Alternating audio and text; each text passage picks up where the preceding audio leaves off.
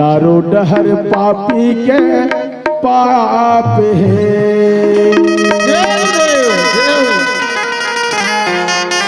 आदरणीय संत समाज, धरती माँ रहे तो माँ परम पिता परमात्मा ने बोला थे का अरे चारों डहर पापी के पाप है। चारों डहर पापी के पाप है।